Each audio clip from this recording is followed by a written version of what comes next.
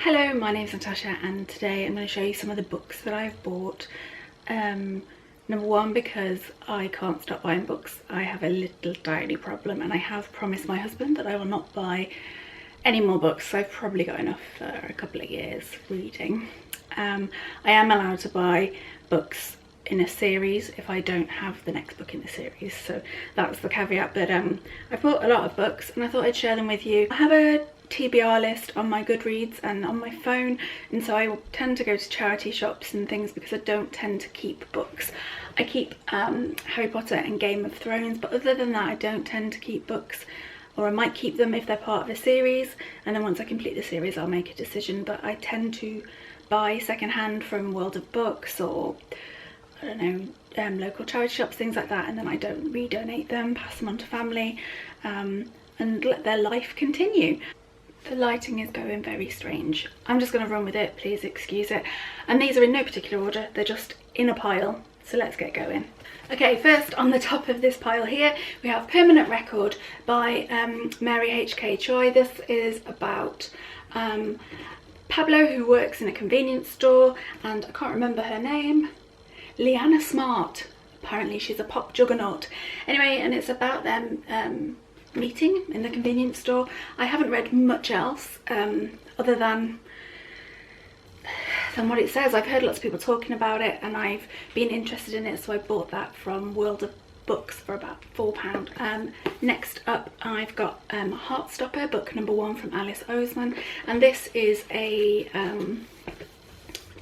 what am I trying to say? One of these, a graphic novel. This is a graphic novel. Words fail me. I'm going to hold it this side so the light's there. But this is a graphic novel about two boys who meet, and I think it's a lovely idea. And I don't read many graphic novels if I'm honest, but this just really took my fancy, and I know there's 3 in the series, so the other 2 are on my wish list. So yeah, I'll try and get those at some point. I also got this used from World of Books. Okay, next up, I'm a scientist and I'm embarrassed to say I've never read this, and this is The Immortal Life of Henrietta Lacks, and this is by Rebecca Skloot. Ooh, what a nice name, Rebecca Skloot, that's a fun name. But I'm a scientist, I'm a biologist, and I have used HeLa cells for about 10 years of my life. I was a cancer research scientist, and HeLa is a type of cancer cell line that's really used a lot in research. And this is the story about how the true story of how, without her permission, her cells were used, her cancer cells were used. And I don't know much else about it. I know it's a bit of a harrowing, difficult story, but I feel that I kind of owe it to read it. I can't believe that I don't know enough about this story. So at some point when I'm ready, I'm going to be looking forward to reading this. I think it's been made I feel like this has been made a film, but I would like to read it before I watch it. Next up is Beetle Player by Christina Lauren, and I think this is the 3rd book in the Beautiful Bastard or Beautiful series. It's a smutty romance, easy read. This one is actually an old library book that I bought online because I struggled to find these books, if I'm completely honest. They're difficult to find here in the UK, but they're sort of a bit of a guilty pleasure. I'm not guilty about it, but you know what I mean? They're that sort of book that you wouldn't go to people, oh my god, you really have to read this. It's an impeccable read and it's just literary genius. It's not that. It's a fun, naughty, sexy series. It tickles my fancy. Oh, that sounds a bit rude. Sometimes it hits the spot and it's what I need. So it's a fun, easy read, and I'm not going to say anything else because everything I'm saying sounds like an innuendo. But it is, it's smutty, it's dirty, but I like that. And I like Christina Lauren, and I like them, and I like reading their other books too, so I'm supporting them by reading this one as well. I have to admit, it's the 2nd time I've bought this book. I think it's this one, because either this one or Beautiful Stranger number 2 I accidentally bought in German in the middle of the night because I have insomnia and I shop in the night and didn't check what language it was in. But now I've got it in English. Ooh, the books are trying to make a run for it. I'm going to talk less about each book because I've just realised that I've been talking for about 6 minutes and there's like 4 books done so far. The next one is Noel Fitzpatricks, Becoming the super vet, listening to the animals. Basically, I love dogs. They are my favourite, and I really like animals.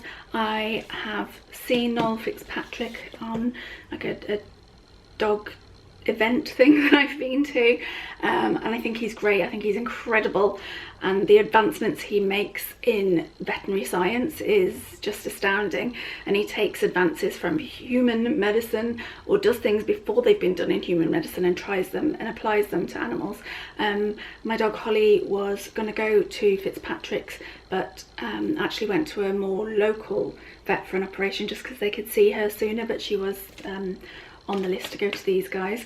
I think he's great, and I really look forward to reading this because I don't know that much about him as a person.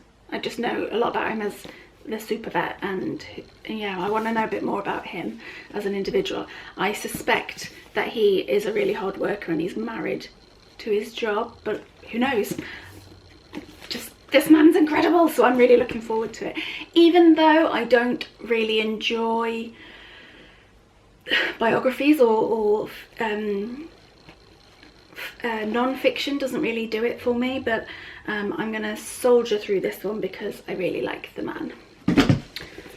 Next up, I've got Wonderlist by Jen Malone. I saw someone talking about this and I just thought, yeah, that sounds like that's right up my street. Someone takes a year out and goes doing things and falls in love while she's at it, and I think she goes in the place of her older sister, and that's all I need to know about it. It's a flimsy floppy book, which is good, and I love a romance, so I picked that up because I liked the premise of it, so we'll give that a go. Next, I've got another Brandon Sanderson book, and this one is Elantris. I've got a few of his books, haven't read many yet, but I plan to read almost all of them.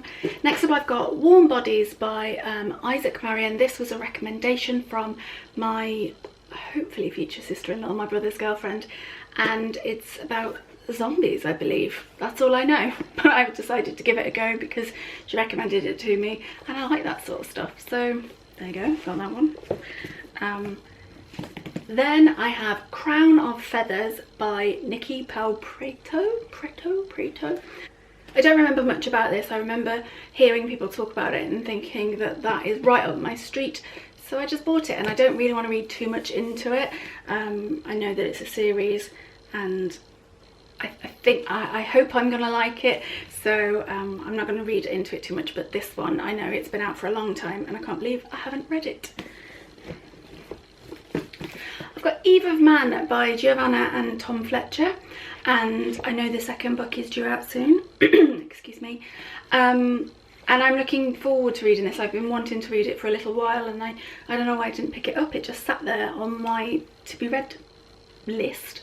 But I know that Eve is the last girl on Earth, and that's about all I know, and I'm looking forward to reading this and continuing to read the series.